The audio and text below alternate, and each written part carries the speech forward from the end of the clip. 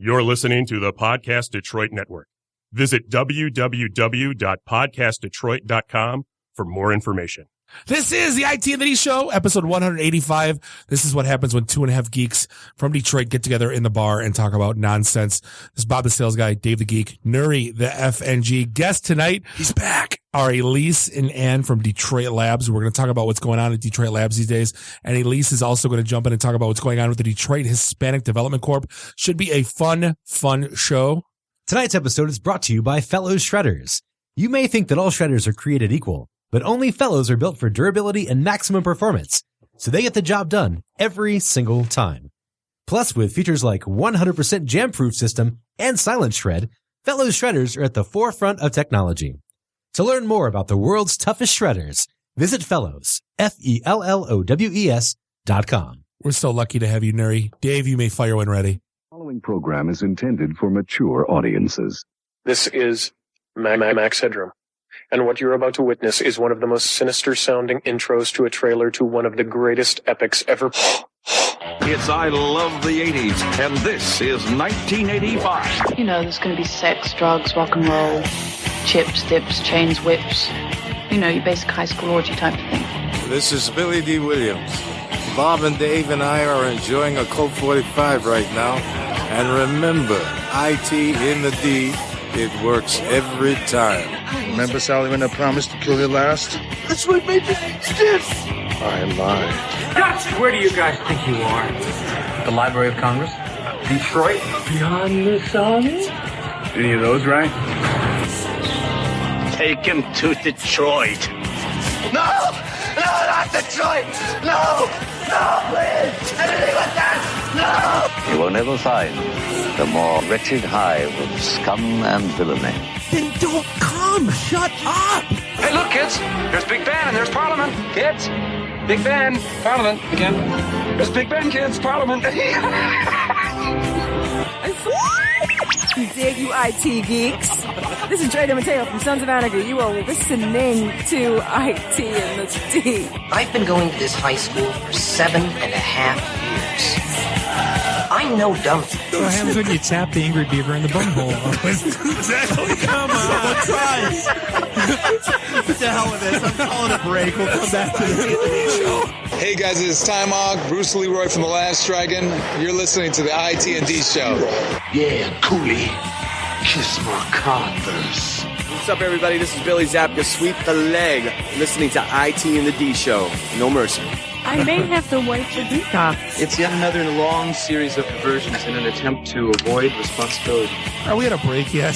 Doctor. Doctor. Doctor. Doctor. Doctor. Doctor. Doctor. Doctor. Doctor. Doctor. Doctor. Doctor. And Doctor. Hi, I'm Ernie Hudson, and you're listening to ITintheD. All you nerds out there. You're a nerd. I know you are, but what am I? You're an idiot. I know you are, but what am I? Nerd! Nerds. Nerds. Nerds! What is a nerd? I'm a nerd, and I'm pretty proud of it.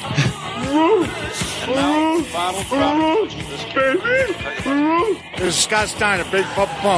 IT and the D Show is your hookup. Holler if you hear me. So it's sort of social. Demented and sad, but social. Right? You're in your underwear, I'm in my underwear. Here, let's hang out. No, I'm sorry, honey. I have a headache. I definitely want to see Bob in his underwear. That's a fact. I can't say no, and I don't really want to. Well, especially with the back doors open. It's just too big. How big? It's way too big. I can get it all the way in. Really? Should we talk about this? Tag team it. Should I keep going or should I stop? I'm totally into Dave, but not so much Bob. She's into Malakas, Dino. We just lost our clean tag on iTunes. Give me a keg of beer. This is Robert Hayes, Ted Stryker to my mother. When I'm not hanging out at my gumbo bar, I'm listening to the IT and the D Show. It's worse than Detroit. 1.21 gigawatts. Is there such thing as a meat hangover? I love my Monday meat steak. What's this, sir? Very good. Hey, folks, this is WWE Hall of Famer Hacksaw Jim Duggan, and you're listening to the IT and the D Show. Tough guy.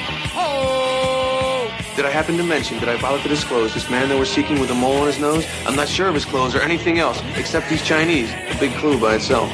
How do you do that? Gotta read a lot of Dr. Seuss. So, What would you little maniacs like to do first? The question isn't what are we going to do. The question is what aren't we going to do. Ludicrous speed! Sir, had you better buckle up? Now buckle this! Ludicrous speed!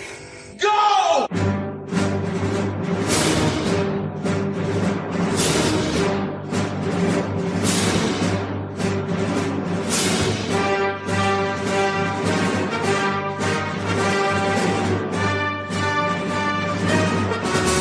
Welcome. Thank you once again for listening. This is the one and only IT and the D show, and this is episode 185, broadcasting live here in Studio One in Podcast Detroit in beautiful Royal Oak, Michigan. This is Bob the Sales Guy hanging out with Dave the Geek. Nuri the FNG is in the house.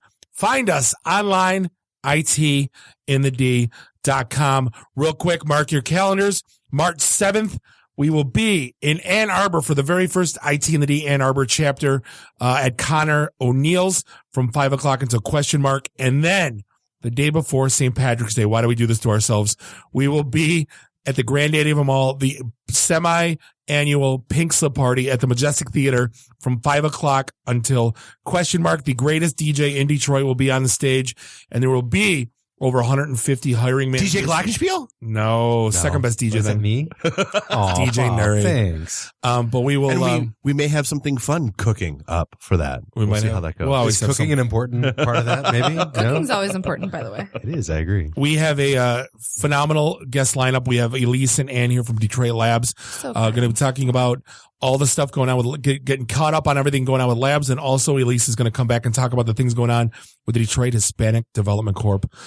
Should be a fun show. And we got a lot of hijinks and hoo-ha to talk about from being at the Great Lakes Comic-Con. We're not talking about hoo-has. Oh, we can. We later? No, we're not. Dave, I got good news. Only segment 5. We have our first. It's another. Yes. Exactly. Yeah. We have our first sock. Dave, we have our first sock sponsor. Woo! Socks. I'm kind of excited. We've never had socks. I'm thinking of Mr. Deeds, can I still change the socks? But hey, this is actually a really cool story. 4 years ago, a couple of guys learned that in homeless shelters, the most requested item was socks. I didn't realize either. I thought it was kind of like it's one of those things that if you're cold or if you're wet, having a fresh pair of socks is like the best thing ever. Yeah. Oh, absolutely. So these guys actually quit their jobs and spent basically 2 years engineering the perfect socks, and then started a company called Bombas. They offer premium, thoroughly crafted socks, which is substantially better than ordinary socks in a bunch of different ways. In fact, they're such game changers. Customers claim they are the most comfortable socks they've ever worn. And for every pair of socks that they sell, they donate a pair to someone in need. Very cool. They've already donated over 2 million pairs of socks to homeless people, proving something small like a pair of socks can actually be a kind of a big game changer. So do us a favor. Start making a difference in your actual comfort and someone else's. Go to bombas.com. That's BOMBAS.com/IT. Get 20% off your first order. You'll love them, or you get your money back guaranteed. Bombas, BOMBAS.com/IT. And I cannot wait to order them, and thank you for the support.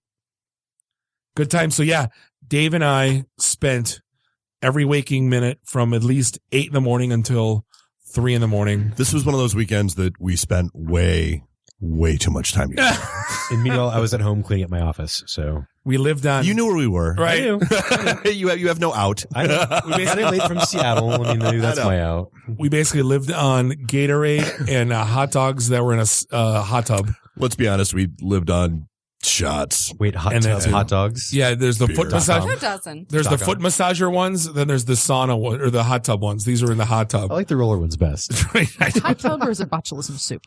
I want to know. I went like sick burn. Was that Limp Bizkit, the hot dog water? The name of their album. But so that we had a little bit of a craziness going on this weekend on 2 fronts. One is so let's prep. So Wednesday. I was going past that. You were skipping over it? Totally. Oh yeah. So Wednesday, we kick off the downtown studio, being up and running with Chef Bobby. I love the man. Dinner in the D. It's a thing. I have never in my life been to a podcast launch party before. Fully catered. As many of these as we've been to. Not only was it a podcast launch party, but he's a chef, so it was fully catered. Open bar. Zim's Vodka brought in cases upon cases upon cases of vodka. There were bartenders. There was so much money in that room. You could So you're saying it was a good party. It was ridiculous. Why don't podcasts at launch here in Royal Oak do that?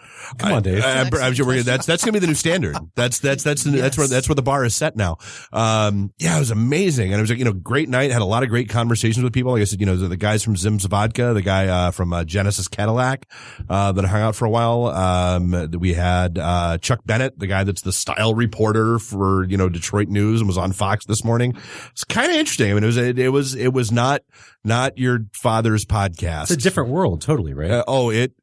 Yeah. It was very Aladdin, very whole new way. Oh yeah, it was, yeah. We were just like all the pictures that were being taken, just make sure and hashtag it Podcast Detroit properly. Yeah, exactly. Make sure our banner's in the background. And Podcast Detroit got a shout out in the news too, right? Detroit News, yeah. That was Chuck Bennett that did a story. Yeah, it was very, very cool. So Bennett. Yeah, that was thanks to the commando drop from the intro. Exactly. But yeah, no, so that was a lot of fun. And then the weekend happened and we went to Great Lakes Comic Con and props out to Mike DeSantis. Hats off. You do an amazing job. It was one of the great show. So it's amazing. Last year? Yeah.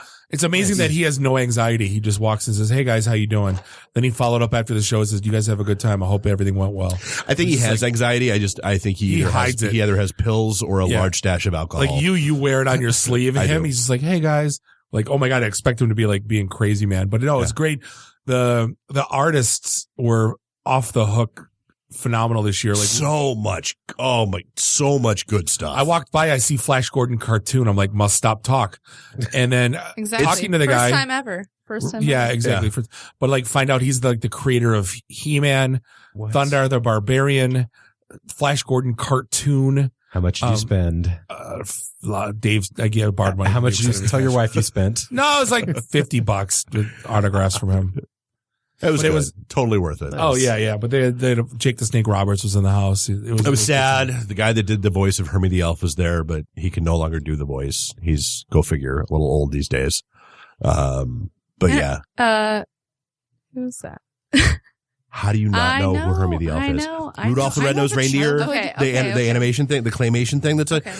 I don't want to make toys. I want to be a dentist. Oh, that guy. That's Hermie the Elf. Yeah. So all I wanted was a drop. Okay. I don't want to make toys. I want to listen to the ITintheD show, but he can't do the voice anymore. I was sad. Dieter Von Trapp was in the house from Sound of Music, who was also Spider-Man. Which, yeah.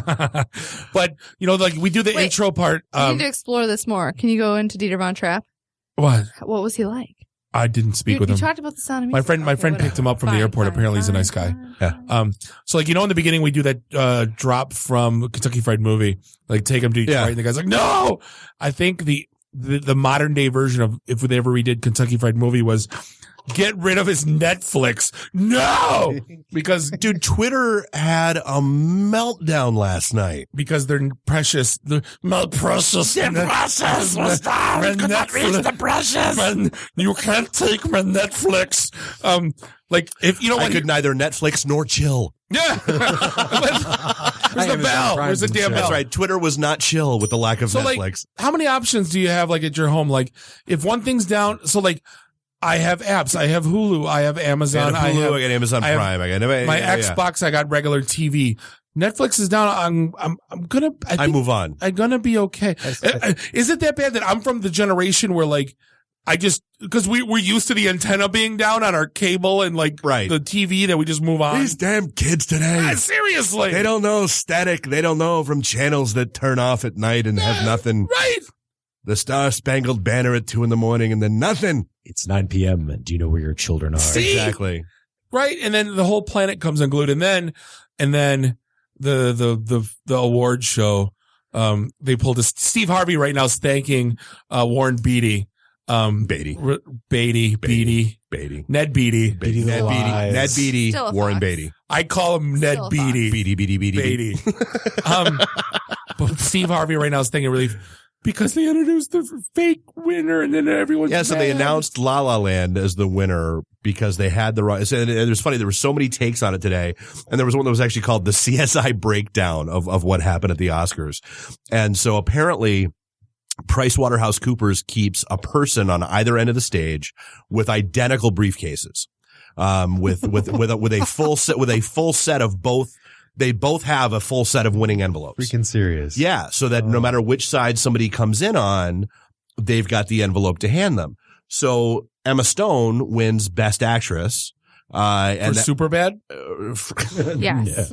And then they come up to announce, and then they hand Warren Beatty the Best Actress envelope because he comes in from the other side, and whoever's over there isn't paying attention to what award he's handing out. Best movie. No, they handed him the Best Actress gotcha. Envelope. So he's up there, and you can see from all the, because it is very, people are like zooming in on the envelope that he has and all that kind of stuff. And he's got the Best Actress envelope in his hand, and he opens, and you can tell he's confused because he opens it up and he reads it, and it says Emma Stone, La La Land. And so, he looks at it and goes, well, that can't be right. And then hands it to Faye Dunaway and is like, here, you read this. Nice throwing Faye Dunaway under the bus for that one, by the way. Well, the running joke is, Warren Beatty just felt like he had to screw her one more time. That's the but yeah, so that was a debacle. And I call it fakey fake. The skeptical Dave is skeptical. I'm not going to lie because of the whole Steve Harvey thing. No, because everyone talked about it. Steve Harvey got more pub messing it up than they did. Because nobody cares about the Oscars. No one cares about none of the things. Even with that massive script last night, they still had less ratings. Even with Netflix down last night, they had lower ratings for the Oscars. Also, I think, Roku promoted that you could stream it live. Really? So Did you think that the Oscars people took out Netflix? Fell asleep, but it's kind of like let's start that conspiracy theory. Like every time I trash on the Oscars, one of my friends like, you watch the Lions. And I go, but this is like me arguing about the ESPYs. That's so irrelevant on so many levels. Can I just watch the movie? Well, because, I actually think it was Dennis. Or not watch the movie, seeing the crap that won. I think it was Dennis that posted the meme that was, it showed the top 20 box office dollars. Movies. Yeah. Yeah, and it was, so, we all can see that the number one movie was really Star Wars The Force Awakens, but the damn Electoral College gave us Moonlight. Right. Basically, it's just a bunch of Hollywood elites sitting around jacking each other off, right? That's basically over and under, and falling asleep. Apparently, because there was a great, I think it was BuzzFeed that did the 15 most awkward moments, from last night's Oscars. And of course, the envelope screw up was one of them. But there were people asleep in the audience. Chrissy Teigen. Nicole Kidman does not know how to clap. I don't know if you saw that because that animated GIF was floating around everywhere. Dude, her hands are she's doing this. I don't know what happened. Maybe her nails were still wet for her. It was weird. It was very, very strange. So that was a thing. There's some really good jokes though last night. Did you see Jimmy Kimmel's political jokes? No. I think my favorite one was, I want to say thank you to President Trump. I mean, remember last year when it seemed like the Oscars were racist? That's gone. Thanks to him. That was probably my favorite. Anyway. So my favorite story I read this week came out of Medium.com, and it basically said in one generation, the internet has basically gone from the truest sense of free market to almost a complete sense of fake market. True. And I was kind of intrigued, and kind of the way it ran was, initially when, the internet started, it was pretty much commerce was ran by eBay. eBay pretty much started, that whole thing. And that's the truest sense of free market as you could possibly have. Yeah. Put an item up for sale, and I bid on what I feel like it's worth. And if the guy wants to sell it to me or not, he has a choice to. Now we live in a world where you have kind of Uber setting prices and maybe setting fake surging in certain areas, right, at a set market price.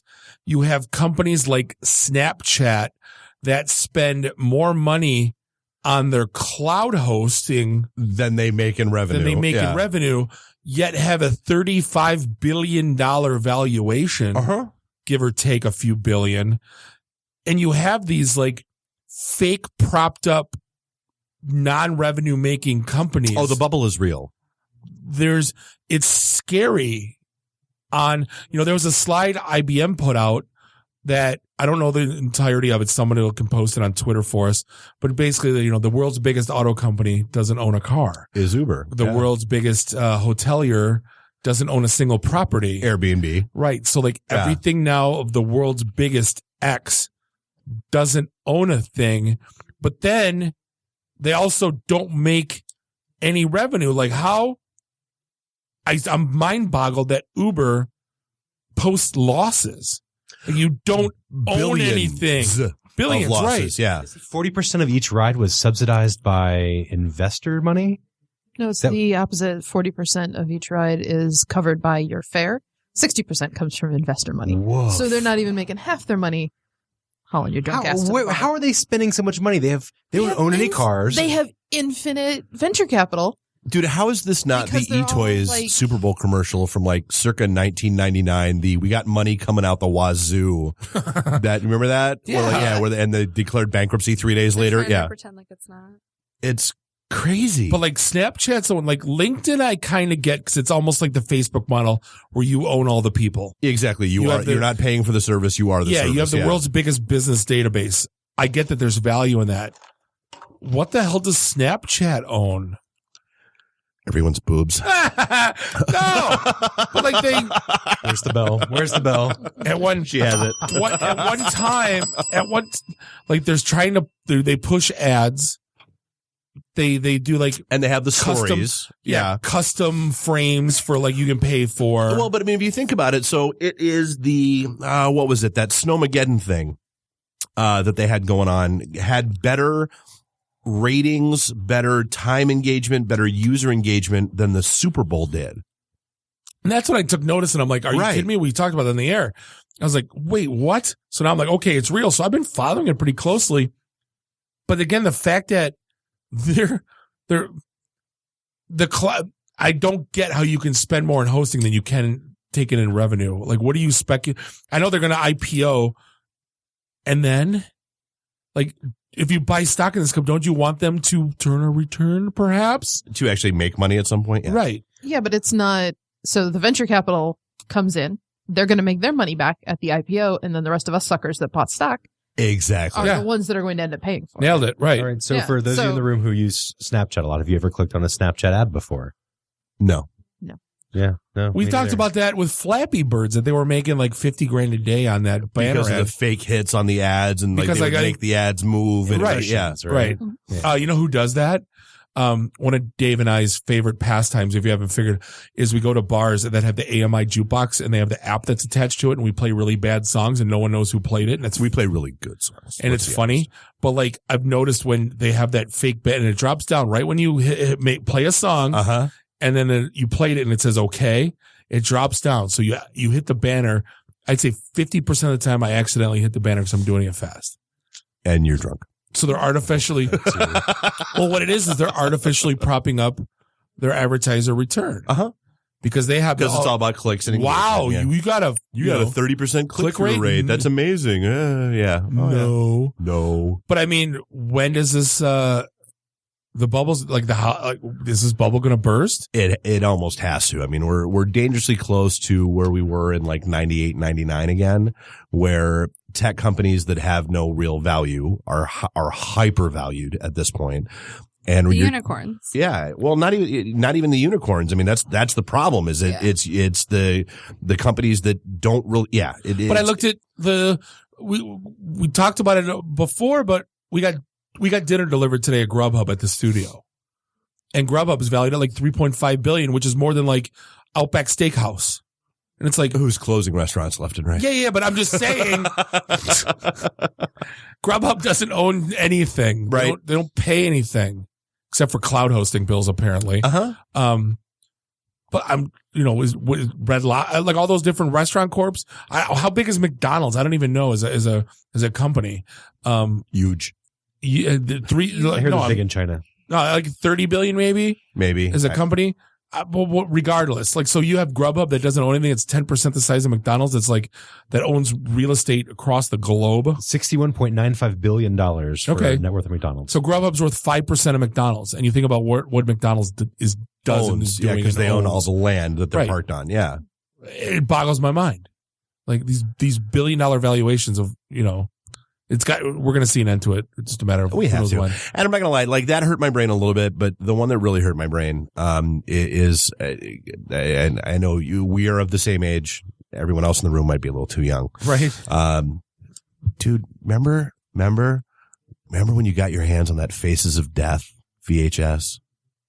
Remember? That's such an old man thing. No. What are you talking about? Of course you don't. What are you talking about? So you didn't have VHS when you were a kid, at least. I had VHSs, but what are you talking about? I don't know. So Faces of Death was a great video that was, this documentary about electrocutions and people eating monkey brains. And it wasn't a documentary, really. It was just but it was phrased that way. It was almost a snuff film. I mean, it was basically a snuff film. Yeah. Like a compilation of snuff films. But it was at Blockbuster. People getting ripped apart by and it was never in. Right. Yeah. And you had to be on like a 3-week waiting list to get your hands on it. Boy. And then you would get it and you'd find your friend that had the 2 VCRs and you would copy it. And it's like The Ring. Yeah, and then I went around your high school. And it's fake.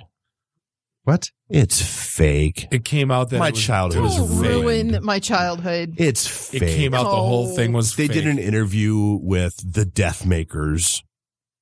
It's fake. How do you think the guy bouncing off the concrete that parachute didn't open? That was my favorite part of a dummy. A dummy. A dummy. Toilet. A rubber dummy. A mannequin. Hate all of it. It's sad. Ball. So is 2017 becoming the year of fake because another thing just came out that, and I get it, but this is beyond my even levels of comprehension about Reddit, that basically the entire, if you're not familiar with Reddit, you can upvote and downvote. It is the most wretched hive of Scum and Villainy. No, that's 4chan.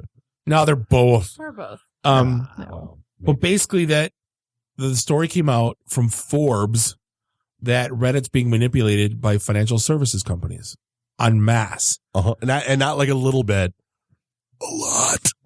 So Reddit is probably my only source of news anymore. And it's the 7th most popular website in the United States. Every morning, I think if you took away my access to Reddit, I would actually be probably 20% more productive at work. I'm not even kidding. See, Reddit replaced Fark for me. Yeah. Fark was good. I was early Fark user. And then when Reddit came out, I did it. I liked it because you could customize it. Like if you didn't want to see that, you wouldn't have to see that. You don't have to subscribe to a Florida Man subreddit. Totally. Exactly. Yeah, by the way, what's Fark? Same thing. Another website. Back in Curtis back in the day, and it was a precursor, categorized news. It was it was the internet. It was a front page. It was like all your crap on one page. I think it's still there, maybe. Yeah, absolutely, it's still there. I still get the newsletters. But here's what I don't get. And Nuri, you read stuff and you make your own determinations, and I do. So I don't understand this whole idea of manipulation, because am I just a separate human being that you're not going to change my mind just because something's on top? Well, think about it, right? So if say a bad story comes out about me or my company or things like that, and I pay somebody to downvote that story to oblivion, that will never reach the front page of the internet. Right. So if all these people are getting their news from Reddit and no one's seeing my story, then it never happened. Right. Well, that was the whole stink with the equivalent of Google's right to be forgotten. Yeah. Right. But it's the whole stink with like the politics subreddit that just got bombarded by one political party, and then anything marginal got voted to the top, and anything the other side got voted down. Or imagine if I hated a sushi restaurant in Chicago and I wanted to have a bad story about them upvoted into like the public sphere, I could do so as well. And apparently for as cheap as like $200. That's what seems this guy so low to me for upvoting something to the front page of Reddit. But it's all done by bots. $200? It's all done by bots. I kind of want to do that this weekend. Like just pick a random, I don't know, story about a baby goat in a little sweater. Yep. And get it up on the front page. You Photoshop our faces onto it too? I could do that, yeah. You totally sweet. The sweater has a Podcast Detroit logo on it. We'll do that. All right, we can do that. We can do that. This guy says that he was quoted about $2,000 US a month for unlimited conversation and vote manipulation. And then there are companies who do this in varying levels of professionalism. Some is like some guy in a basement. Others have like live chat where you can like chat them about your campaigns. I mean, it's sick, which makes me doubt my news source coming from Reddit. Well, when you read the comments, like half of them are like, "Oh, you're a paid shill," because then if you go into the comment history, it's all the same comment. Control C, Control V. All it's like, well, that guy's obviously a paid shill, but again, what do you believe anymore? Like it's all fake news. So you're a fake. No, seriously, even the stuff that you think is user submitted is fake. The media is fake. The user submitted is fake.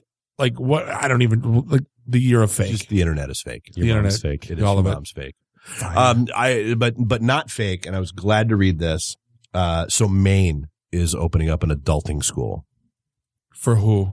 For anybody, which for the love of God is needed. What's an adulting school? It's a school to teach you how to adult. Like, I almost want. Can you put on some music? Because I have a real rant. Do you have some Godfather music? Because oh my, this is bad. Oh boy. I will momentarily. All right. So a buddy of mine calls me up the other night, and he is stranded in Detroit. And he says, "Nuri, I have a flat tire. What do I do?" You changed the And flat tire. he's like, "Do I call somebody or do I leave my car here overnight?" And I'm like, "Dude, do you have a spare tire?" And he's like, "I don't know." I'm like, "Pop your trunk, go around and look, there'll be a little thing in there, lift it and look underneath to see if you have a tire." And he's like, "Oh." And he goes back and he checks and he pulls up the thing and yes, indeed, there's a small spare tire in his trunk. He's like, "How do I change it?" And that is what's wrong with our generation, is that none of us have been taught to change a tire, to pay our freaking bills, or to pay our taxes. And it's like, I've been adulting all day today. I'm so proud of myself. No, you shouldn't be proud of doing freaking life, people. Because it's you supposed to. Yeah. Like, again, you want Detroit to be taken seriously as a city. Stop issuing press releases every time a light bulb gets changed. Learn to fold a fitted sheet for damn. I mean, that's not that is not a possible. thing that is possible to do I in the won't. world. I don't change my This tire. school teaches people how to fold fitted sheets. Nuri, I don't. I would take a class on how to fold a fitted sheet. I had 2 flat tires last year. I called AAA. Oh, that's okay. You should still know how You to change were a goddamn adult tire. enough But to see, have your AAA version of and know to adulting call is you them. were adult enough to You have didn't AAA. call Nuri to be like, No. my tire flat. Oh God, I took what care of do? it from the people that do that stuff. Yeah, yep. You had your shit together enough to pay somebody. Right. The guy I'm talking about, I love you to death, man, but really, come on. Are people's parents not teaching them how to do things nowadays? So I might be different because I'm Dude, my immigrant's mom would kid. not let me. I was like 12 when she was teaching me how to do laundry. When I was like 8 or 9, I was spending summers with my grandparents, and Italian great grandmother taught me how to cook Italian. Dutch great grandmother taught me how to bake. So like, are we not doing self-sufficiency anymore? My grandmother, my father was a butcher and a chef in the army. You'd think he'd teach me how to make. Every time I got near the kitchen, they're like, no, what do you want to eat? And they would magically prepare a feast. Like, anyone that I know that was immigrants' kids didn't get near the kitchen at all. I'm trying to ask for recipes for stuff that I know was amazing that my grandmother made. My mom's just like, I don't know. You know, I have to say right now to my generation, if you do not know how to cook, if you do not know how to change a tire, if you do not know how to iron your clothes, if you do not know how to do basic things around your house, if you do not know how to pay your taxes, you are failing at life. You're not adulting. You are not adulting. And if you ever post on Instagram saying you're adulting, you should burn in hell. See, now hold on. Let me ask you a question. Don't we all Google? You know how I learned to cook? Google. Yeah. I don't take my kid to piano lessons. Blue Apron? Blue Apron too. You know, I don't take my kid to piano lessons. Why? Google. YouTube. Like anything that you need to know or learn is found on either Coursera or YouTube or anything for that matter. There's a documentary and a to-do and a instruct. You know, if you take the time and actually sit down, you can learn anything if you want to. I think the thing is people don't want to. One last thing, learn to swim. Come on, your body is already 60% water. Anyway. How do you grow up on an island and not learn how to swim? Also, by the way, Anne, I learned how to swim in the past year. Yeah, last summer. Adulting. Finally I mean, adulting. I could not drown in a direction, but I actually took like swim classes She was like, so I you could know be what? like, I need to do this. like actually swim because I'm an adult. We didn't at the opening. You didn't hit the events. Yeah, I did. You did? You weren't listening. I was paying attention. When you type things, you don't listen. That's entirely I don't know how your ears shut off when you type. All right, well, hey, we got events coming up too, so there's that. On that note, we're going to take a quick break. We are going to be back segment 2. We got the ladies from Detroit Labs.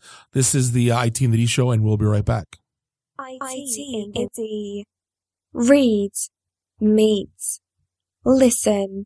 Networking Detroit, one beer at a time. Hey, this is John Snyder from Nip Tuck Smallville, the haves and the have-nots. Oh, Dr. Quinn, Hot in Cleveland, Secret Life of the American Teenager, and just about everything you can possibly imagine. And oh yeah, the Dukes of Hazzard. You're listening to Bob and Dave. It's the IT in the D show. ITintheD.com. Welcome back. Thank you for listening. Segment 2, episode 185. This is the one and only ITintheD show, broadcasting here in Podcast Detroit, beautiful Royal Oak, Michigan. Bob the Sales Guy, Dave the Geek, Nuri the FNG. We're going to have a contest pretty soon, I think, to give Nuri a new title. Yeah. We just got to do it We've properly. talked about that. We just got to figure out what we're going to give away. I'm new. I'm the new Wist, but I'm still not the FN. Why can't we just call you DJ Nuri? No, Nah. Let's be better than that. It's no fun. No. Why? Do us a favor. Go to you're like a DJ and your name is Nuri. I don't see the problem. You were in marketing? This is sometimes cripplingly literal. Do us a favor. Go to ITintheD.com. Follow us on all the social. Some interesting things coming up if you hit the Learn tab. We're launching Career Academy very shortly. News to follow.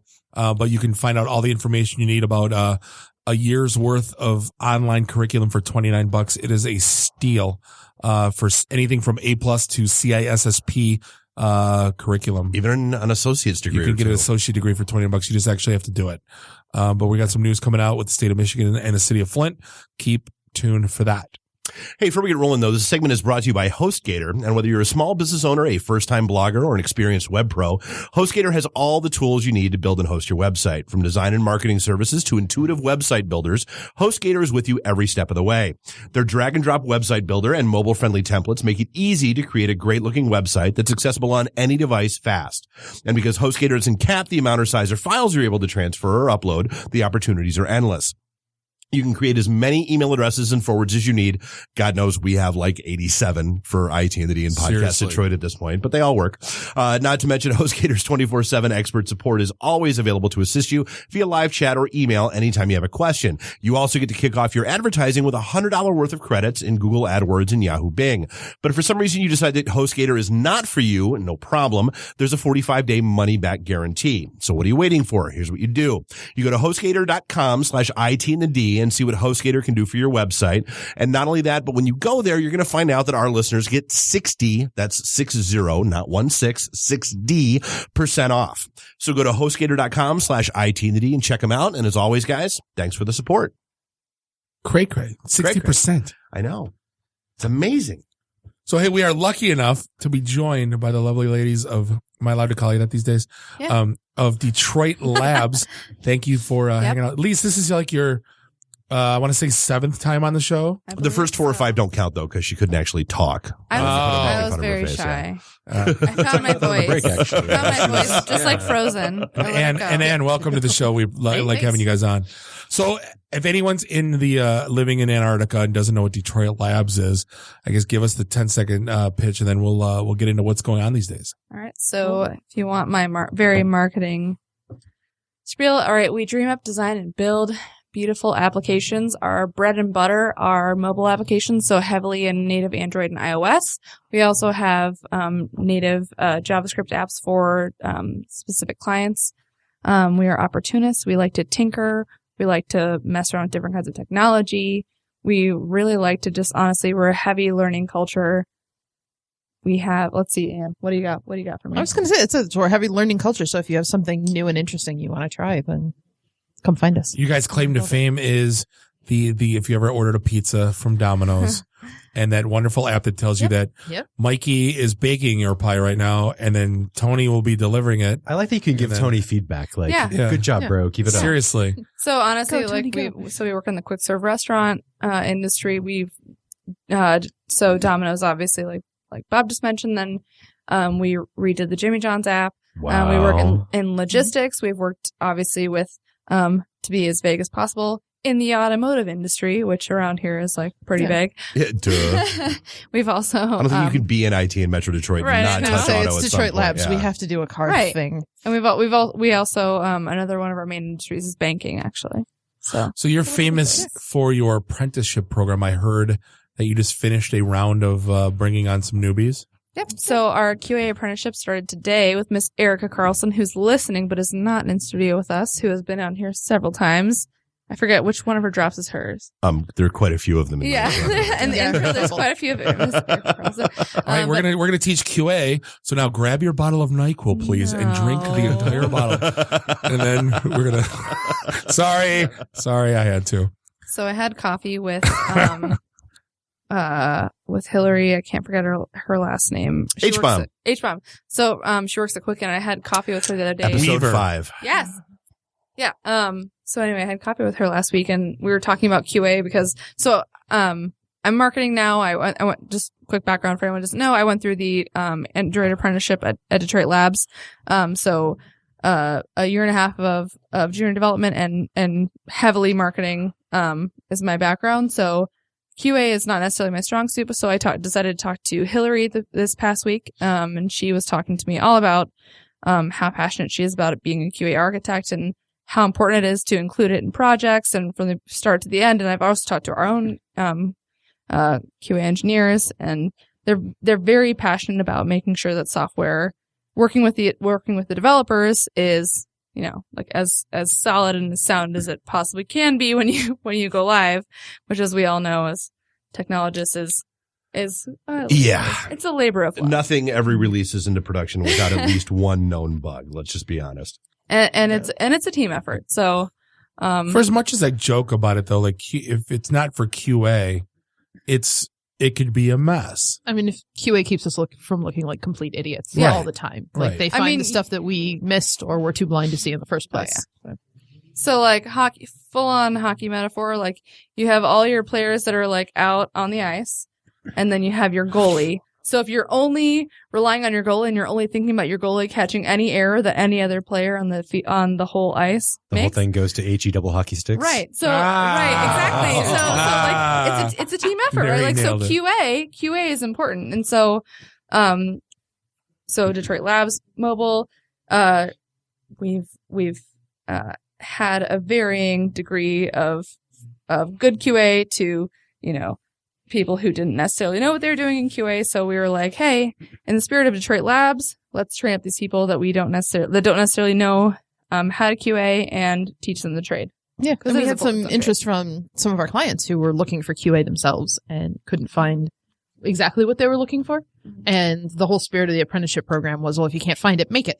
Yeah. Which is sort of it was in the inaugural iOS apprenticeship class. Sure. The alphas, 3 years ago. Only the strong survive. Yeah, there's not many of us left at Labs, but most of us are still in development somewhere. So, with our Pink Slip party come up, I'm always intrigued. I mean, obviously, you guys are always hiring. What are some of the if you say .NET and Java, no, I'm just kidding. But what are some of the? We're looking for iOS and Android developers right now. Okay. So if you are one of those things, go to our website or go to the Pink Slip party and find out about it. Drop my name because we get a hiring bonus. Yeah. Season vets intros. Does it across all levels? Doesn't matter. Yeah, across all levels. Like I said, it's a learning culture, so we're looking for people who are experienced and interested in mentoring juniors, and we're also looking for juniors who are looking to grow, and for people who are kind of in that weird space in the middle where you're not a senior dev yet. Sure. A junior dev anymore. Any cool projects you guys are working on that you're not under NDA that you can talk about? Mm-hmm. Let's talk about. We work in the financial industry, and likely not. But so this year, actually, what was the newest is we have a client in the financial industry, and it's been exciting. So we've been one of our sales guys. His name's Josh. So he had been, his goal for a couple of years had been to get into the financial industry, and we got a client, and it's been going pretty well, and he's been really excited. So he's been really excited to say we work in the financial industry. That's why we have to say we're doing financial stuff every 5 minutes. Yes. Yeah. Kind of a nerd thing, but I'm going back to one of our first Swift projects, and we're sort of expanding it. We're adding features, but we're also updating it and this was an app that was built when Swift was brand spanking new. And there's a lot of, we hadn't worked out what the Swift idioms were, how you write in a Swifty way. So it's been really fun for me to go in and like refactor that back into something that looks really cool. That's a interesting, I guess, good segue. Like Domino's, for example, you kind of built an awesome app. At what point do you go back and like retool it and make it awesomer? So right? Is it websites? Website might take like 3-4 years before you retool, but I'm thinking mobile apps is quicker. Am I wrong? It sort of goes back and forth. It depends on the project and how much money they have. Exactly. And frankly, the sort of I don't know, a less than ideal thing that happens a lot is clients don't see the value in because it works. Why would we change it? Why would we change it? So our job is to sort of be like, well, we're the experts and we're telling you that you need to do this, or look at these cool features that you can have in, you can add, but you can't do it while it's still old and crusty. Well, you need the new shiny. Has apps hit old and crusty yet? Because I mean, everything. Chimerica. If you look at Jesus, Chimerica. Have you ever used that thing before? I quit them. Have you used the Bank of America app ever? Anyone who has like iOS, what level? What are you talking about? Oh, so like there's people who like haven't updated, but they like have like an iOS 4 app and like it's barely working on anything, or people who will either QA or like try to view something and it's like they're using like a horribly old. Yeah, like I mean, especially with iOS, you get they explicitly sunset phones and versions of the operating software where they're like, we're not going to support this anymore. And if you try and put something in the App Store that supports this or is just targeted at this range of versions, then too bad, you don't get to do that. Right. So that's handy.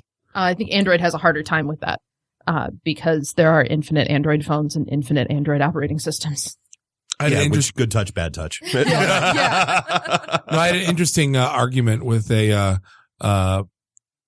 friend of mine in Canada who's in technology and tries to be an emerging tech, and he was trying to argue with me that apps are dead. And I kind of laughed at him. I've heard that argument in a couple of places that it's all supposed to go to like HTML5 and, mobile, it's not that first websites and things like that. Yeah. I mean, it's not that apps are dead for the most part. It's that it's not quite, but again, it's like every other technology, whether it was Java or XML or anything else, it's not a silver bullet, and so not every company needs to have an app, and not, an app is not going to solve every company's problems because, I mean, you still have to face, I don't care if you build a great app. Why does it deserve space? Why does it deserve real estate on my phone? Yeah. And why does it deserve your attention? You're right. You've got to start not from the point of view of we need to have an app, but we have this particular problem.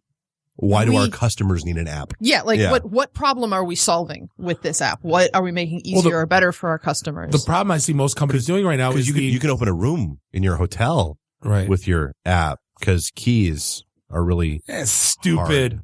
No, but and everybody knows that like Bluetooth locks are the most secure thing in the world. Right. And nobody could possibly screw that up. Even more people know those key cards are super secure too, right? Oh yeah. The one thing that drives me the most nuts is I always bring up Marriott and Delta because I use them the most. Mm-hmm. But the app experience and the m.com experience are identical. So why should I have to download your stupid app? Oh, I love the Delta apps. Yeah, I'm going to diverge from you on that one because as someone who used to fly Delta every single week twice, boarding passes. I've never booked a plane ticket. Yeah, but if you can get the same experience the m.delta.com experience is identical. Really? Yes. So why do I need their app? Exactly. That's what I just said. What is the app providing that the mobile experience There's nothing isn't? Right. And I tried to argue with someone that built one for our local soccer club, and I go, it's the same as if I go to the .com. Why would I download your crap? Now I could see Uber having importance of an app, things like messaging apps like Signal, Facebook Messenger, Facebook, really no, good Facebook Messenger doesn't need its own isolated app. Right. Stupid. But that I don't like that they broke it out and it's its own thing. Floating dot that. Awful. I'd say Yelp is important because Yelp is contextually aware of where you are. You're on the go when you're looking for it. But it's the same experience as m.yelp.com. I've never tried. It's an identical experience. I'm deleting your app right now, Yelp. No, but again, I guess what could you do to make it a better experience? Because you want to have them both, but why make me download your crap? You have to have something in there that is going to again, build on the mobile experience so that you're getting something extra. You're getting something is somehow being offline, thing that it can accommodate in an app in a way that it can't on a mobile website. Is there some sort of extra security that you're getting? Because you have an app and not on, like, think about your banking app. You're not going to hop on your local unsecured Wi-Fi at Honest John's to do your banking. When you can, some people will. Well, some people will. Some people the only will. one afford this breakfast, and they deserve everything that happens to yeah, you. I don't feel at least bad for them anymore. Facebook gives you a cleaner experience on your app, but it also destroys your phone in terms of battery and the many evils of Facebook now. Right, but what I'm saying is, at least they give you a cleaner, better experience. Yeah. Whereas you can get a more focused experience on Yelp in the app because it leans on being able to be contextually aware of where you're at. And well, but like honestly, like so, like when we do Meatball, like it drives me nuts that you can't sort in the app the way you can on the website. Right. You can't sort reviews, you can't filter stuff, you can't. I mean, it's actually a lesser experience in the app than it is with the website. But I mean, that's just one. But I'm looking at like the apps I have downloaded, and Clash of Clans, Boom Beach, like AT&T Uverse. Like the only ones that there's really not many that I really need that I can't go to the .com, like Tinder and Grindr. No, wait, what? I didn't say that. No, don't isolate that, Dave. We're talking about sandwiches, right? No, but I used the Grubhub app and didn't go to m.grubhub. Would it have mattered? No. That's the thing. It's trying to. Well, and your latest Godfather moment with apps has to be the push notifications. Because I've been watching you lose your mind about that. It's driving me bananas. It's been taking me like an hour to find where they're at to turn them off lately. That's my Sunday afternoons now. I drive by this is my Sunday afternoon. I have a Meijer by my house. I get a push notification as I roll past the gas station about what price toilet paper's a dime off or whatever. And then I pass the Verizon store, push notification. Then I do the push notification. It's like, will you go? Aren't you happy enough with me buying your shit? You have to no, they want to buy more of their shit. They want you to buy more of their stuff. And in fact, they're targeting you because you are not buying enough of their stuff. And then I play Clash Royale and I enjoy it. And I don't care if I didn't open up a treasure chest. Leave me alone. I'll play it when I want. Well, I guess a good segue point. So, with your experience as an iOS developer, and we got together for lunch about this, last week. So you want to dive in and launch a podcast. Yeah. Why? Because it's not like there are no tech podcasts. Oh, no, there are plenty of tech podcasts out there. There's plenty of iOS podcasts out there. So part of my experience in the apprenticeship was that you're getting a fire hose of knowledge. And I started listening. I do listen to a lot of podcasts, and I started seeking out specifically iOS ones, and I don't want to knock anybody. I know podcasting is hard. Go for it. It's really not. A lot of them are very dry and very boring and very. Today we're going to talk dudes about talking in a monotone voice about Steve Jobs. Yeah, and Kurt Schwetty. It's one of those things where it was like, all right, I spent a lot of time sort of cursing the darkness. It was time to light a candle. Like, okay, this is the I can't find the podcast I want, so I guess I'm going to start the demons that podcast live inside Xcode. It sounds familiar. Sounds a little familiar, yeah. Yeah, I think you guys can probably relate. This whole thing exists because everything else You sucked. couldn't find what you wanted, so you were like, I guess I got to do it. Exactly. So that's kind of the point I got to, and Elise kicked me a whole lot, and so I'm going for it. Cool. Yeah. So what do you think you're going to cover? I'm going to try and cover mostly iOS development, talk to some of the iOS devs that I know, people in the community, try and see who else I can entice. As long as you make chicks in the title or something, because that'd be awesome. Absolutely not. So, okay, so I mean, so heart, your but title, no. Tell your title. Yes. I heart code. So here's I what wanted to call it We Hate Xcode, but So just be I drink. At least wouldn't let me. Oh, snap. Mainly because Apple PR would be all over it, and I love you, Apple PR. Okay. Never question from you someday. Appler? You weren't far off with iDrink. I started to lean in on one of my other hobbies, and we're going to call it Code Cocktails. And so we're gonna Anne have, is like a craft cocktail maven. Yeah. She has one of those. She has shrubs in her personal home bar that I could like some sort of passion fruit or thing that I would never buy at the grocery store. I was gonna say I didn't buy those. I made them. No, she made them. That's what it is. So you can make ficuses So we're and gonna like have- various other types of greenery? Yes. Oh, we're talking different kinds of shrubs. Shrub kind of thing. Yeah. But I mean, I I could love plant a thing. shrubs. The I love cocktail shrubs. version, which would be like a vinegar. Yeah. Drinking vinegars. But so we're going to have some guests on. We're going to talk about the things about this profession that lead us to drink. And then we're going to have a lovely cocktail. And It's going to be a long show. we're going to break it into separate shows. We're going to cover it all at once. So this one time drink? I was doing Q&A and someone left out a QA. It's not a question. It's not a question answer. One time, so Somebody left out a semicolon. Bob just and tipped the his whole hat thing as half collapsed. of an IT guy. It can't be quality and insurance. No, it can't. It Quality can't. and insurance? Assurance. Oh boy. Stop talking. No, so cool. So I hate doing this because you're never supposed to ask questions you don't know the answers to. But so when do you think you're going to fire up? I'm trying to make sure I can coordinate with one of my first guests so we can set up a time. And then in the next couple of weeks, I will be probably calling you and being like, hey, when do I get a couple hours in the studio? Cool. Chatter.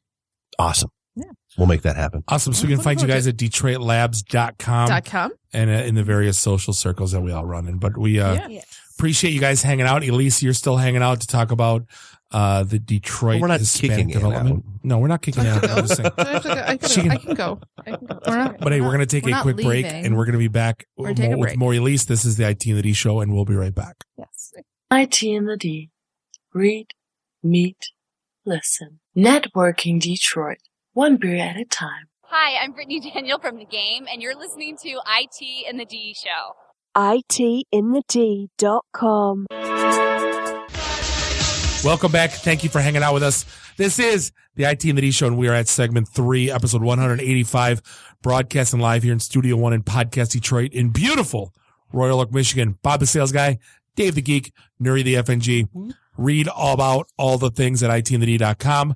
And, thank you for listening. We appreciate you. Yeah, we got the events on the 7th over in Ann Arbor, and then the 16th down in Detroit at the Majestic for the Pink Slip Party. Hit the meat tab on the site. That's MEET, not MEAT. Still no meat sticks. Both. It's both. Sad no meat sticks. Winters is listening. They're going to make us, they can custom label brand it. Monday Night Meat Sticks. Yeah, they can, but will they? That's the big question. One day. But hey, so before we get rolling, we do love having great advertisers support our show because it keeps us from doing annoying things like, having Kickstarters and bars because we don't know how to run a business. Or Patreon links. We don't do any of that nonsense because we don't have to. But in order to continue doing that, we do need your help. So here's what we need you to do. Go to podsurvey.com/IT. Take a quick anonymous survey that will help us get to know you a little bit better. It takes like 2 minutes. I breeze through it really quickly. It's nice and easy. That way we can show the advertisers just who and how great our listeners are. Even if you've taken our show's podcast survey before, the current one is new and different. So we'd really love for you to take it all over again. And once you've completed the survey, you can enter to win a $100 Amazon gift card. God knows we can all find something on Amazon to blow $100 on.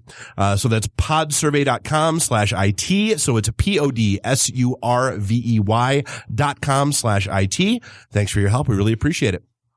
And no, you're not Native American. We had like 45%. Oh, we had so many hundreds of answers that came in. We got trolled beyond belief.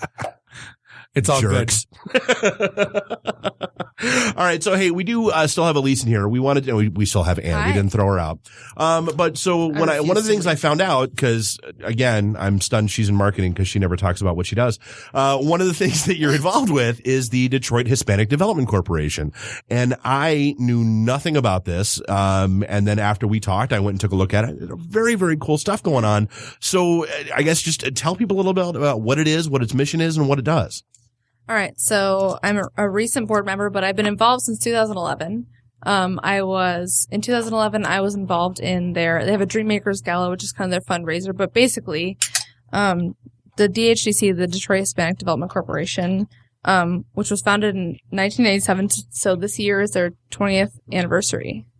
Which is so weird because when I think 20 years ago, I think people are talking about the 70s. I know. I hate that about getting older.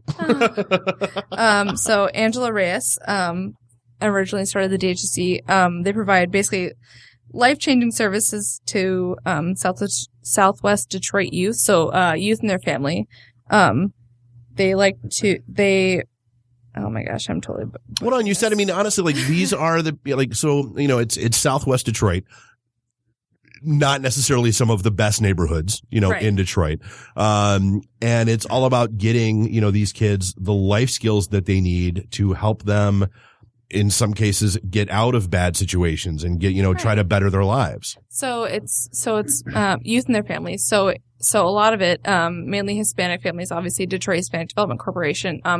There are programs that involve getting their parents involved. There are programs for ESL. There are programs for, if they've been in trouble with the law, reemergent sort of things, tattoo removals. The one that I've been the most involved with has been First Robotics. It's that's run out of the DHDC, and First Robotics, which is a national organization, basically teaches youth, from, I think it's first grade through fifth grade. There's different levels of experience they do in robotics, but the one that I've been the most involved in has been high school age, where they basically have a program that teaches students the electrical and mechanical engineering parts of the robotics. It's basically like learning through play. Right. Well, so I mean, it's kind of like oh God, what are they called?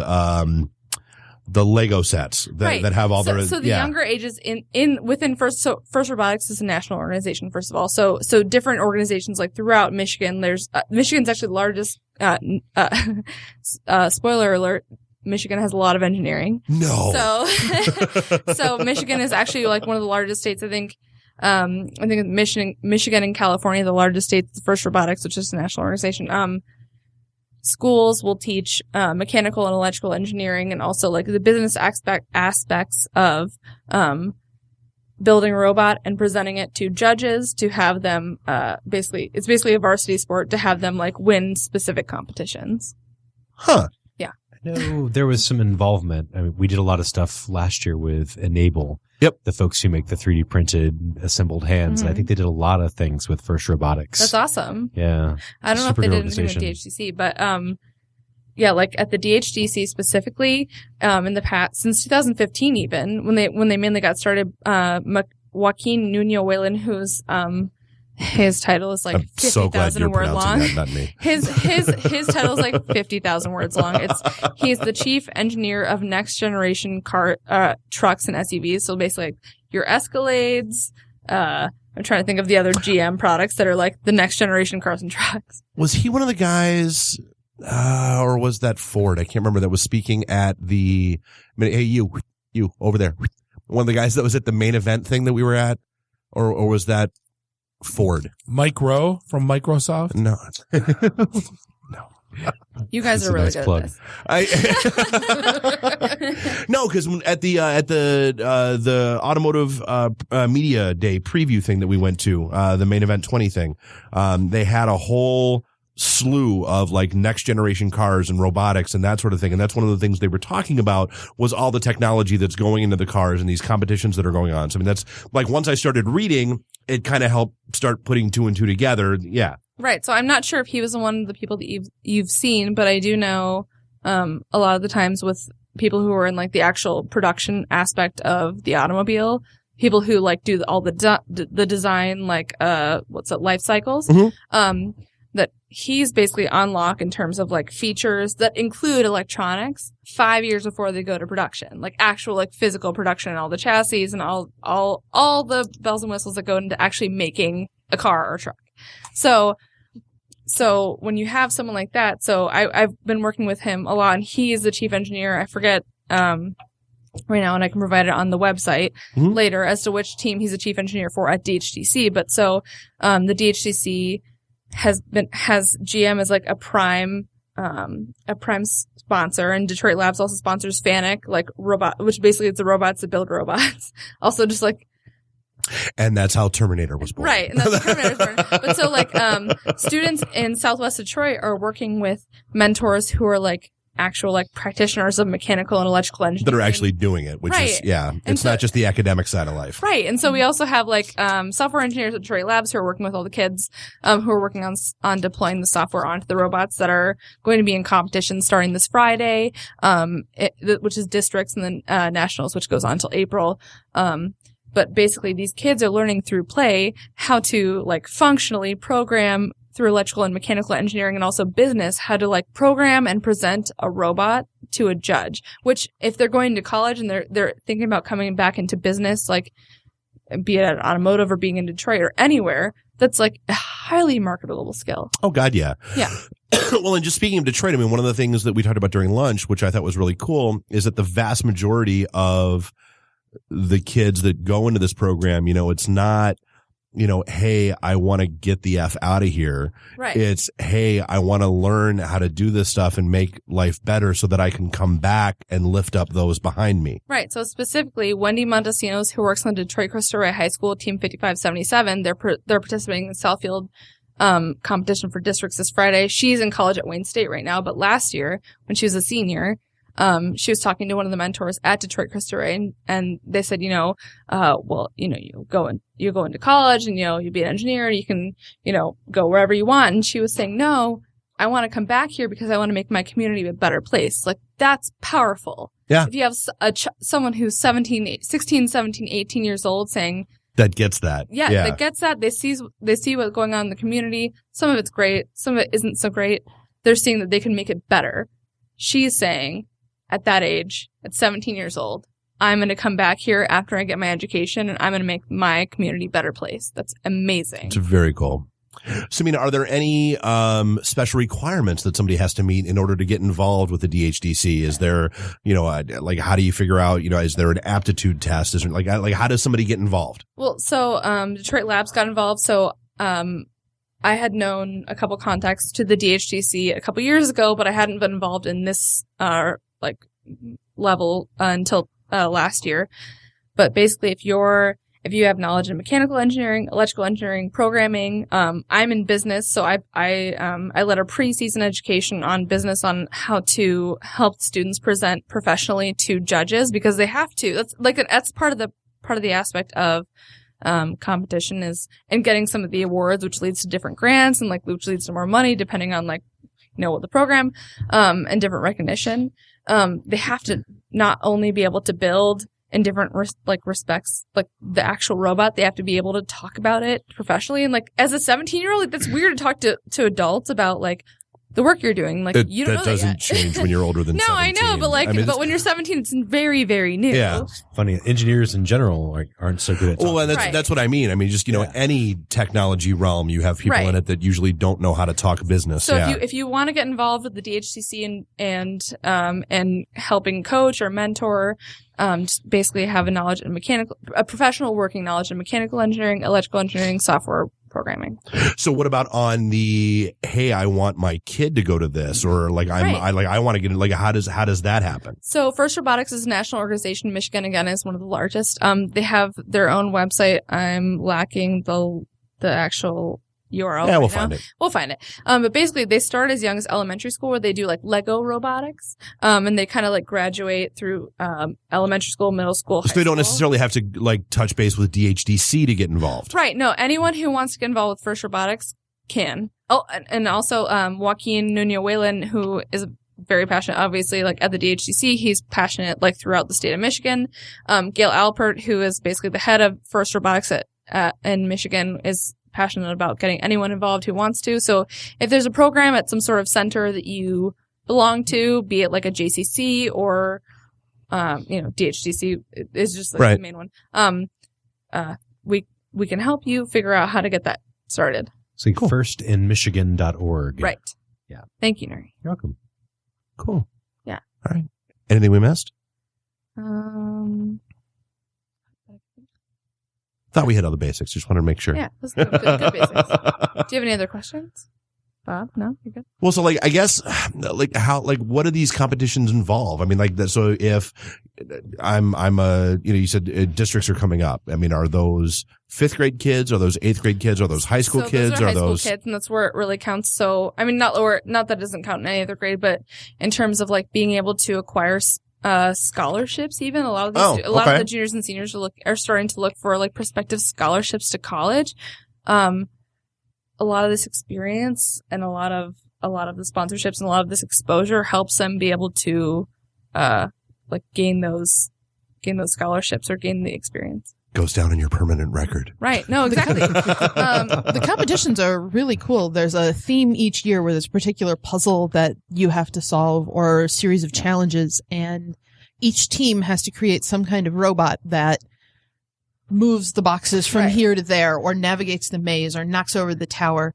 So I'm going to show my age here for a sec. Is this the evolution of, do you remember Olympics of the Mind, Bob? No. Did they have that out here when you were, okay. No. I wouldn't have been invited anyway. You're not a mathlete, are you? No. I got like 31 math ACT and I got like a 14 reading. That's like the story of my life. Yeah, I think last year's competition was each team got a castle and you had to cross a moat and attack the castle, and there were certain points or like extra value given if you knock over the tower, if you scale up the wall. You'd love that, Bob. It's Clash of Clans. This year it's Dave's favorite. It's steampunk, actually. So I have to. I have to avoid. Okay, so it's steam engineering. So basically, the robots have like these hoppers that will pick up like wiffle balls. Okay, and then they have to like shoot the wiffle balls. But then at the end, but then also while they're picking up wiffle balls and shooting them, they're also picking up gears, and they will pick up these gears and they'll deliver them to the center of like the playing field. It's kind of like these quadrant with a center. For listeners, I'm trying to like explain it visually as visually as I can verbally. So in the center, you deliver these gears, and so it starts twisting like kind of the center like more vertically as you deliver the gears. It like starts making it higher, and so the great robots will be able to climb the height of the center. Interesting. At the end, right, and that's part of the competition.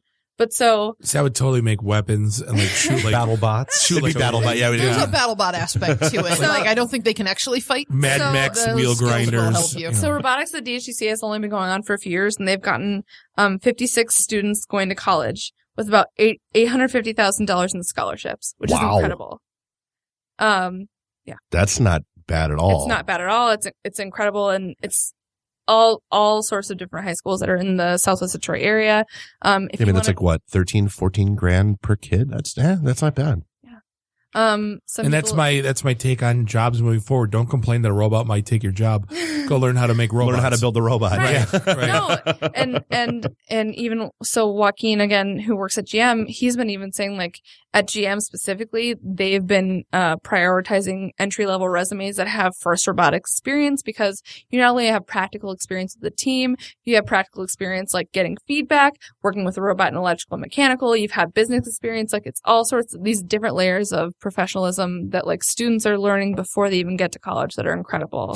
Well, which makes perfect sense. I mean, it's I know we've talked about this before. You know, if you give me the choice between somebody with a 4-year degree and somebody who's been out actually doing it for 4 years, I want the person who's been out doing it because they understand the practical realities of how all this stuff works as opposed to just what the book told them. Right. And there are all sorts of different ways, even to sponsor this program or to sponsor the DHTC and the other programs they provide to the community. In the community over the past 20 years, annually, they service 5,000 people. So depending on their needs, it's ESL, it's tattoo removal, it's reemergence sort of training, it's family training, different sort of education that they need. So teaching and you robotics. how to change a tire, maybe adulting, yeah, maybe Adulting 101, American Adulting 101. But basically, through the different aspects of the Detroit Hispanic Development Corporation, you can either sponsor students who are learning robotics, you can sponsor people who are learning how to basically interact with Americans. I don't know how else to say that. Right. Us Caucasians, and learn how to basically just be members of our culture. That's awesome. Very cool. It's been very cool. It's been a very great experience. I always love stuff like that. Yeah. So how do we find you online? How do we find this program online? DHDC1.org. If you have any questions specifically, you can email me at elyse.turner@detroitlabs.com, and I can route you to the best person. Yeah, we have the link to their Facebook page is in the event listing and the blast that we put out today too. So perfect. Angie's incredible. Good. She's the Does she have a list? Sorry. On that note, we're going to cut Dave's mic off.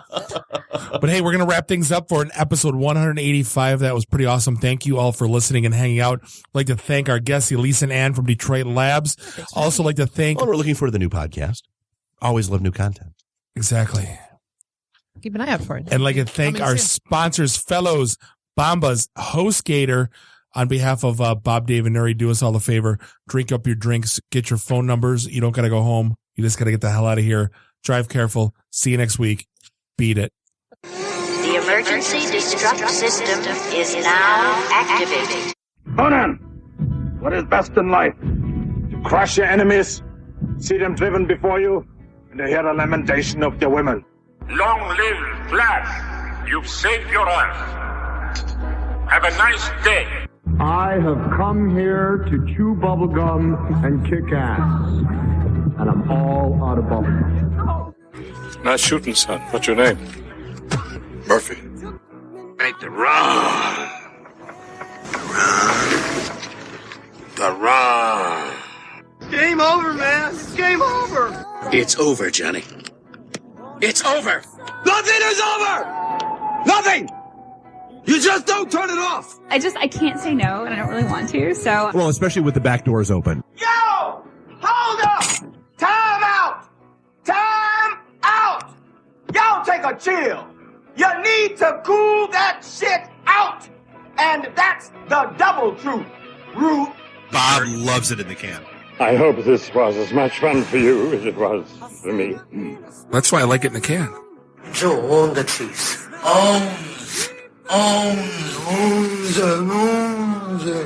Fear me.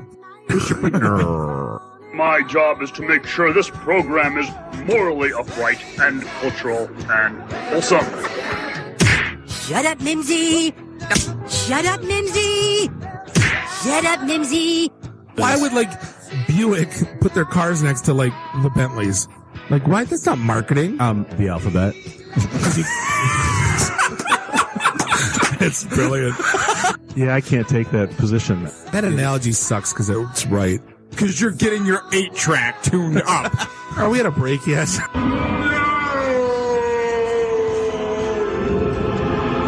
Yeah, so now I'm just doing stupid stuff to make me laugh. Venture capital is not the end game. When are we going to talk about me? Jane, you ignorant slut. It's my show. I can say what I want. Yeah. Kiss my ass, go home, unplug, get off the goddamn internet. You are everything that is wrong with the internet right now. You're so white right now. I'm the whitest guy in the room. Just explain it to me. I love this city. I was banging on the wang. Really? Should we talk about the tag team? Should I keep going or should I stop? Can I just say, it's been great being on a show that talks about Mickey Rooney dying for 20 seconds and then poop for 10 minutes.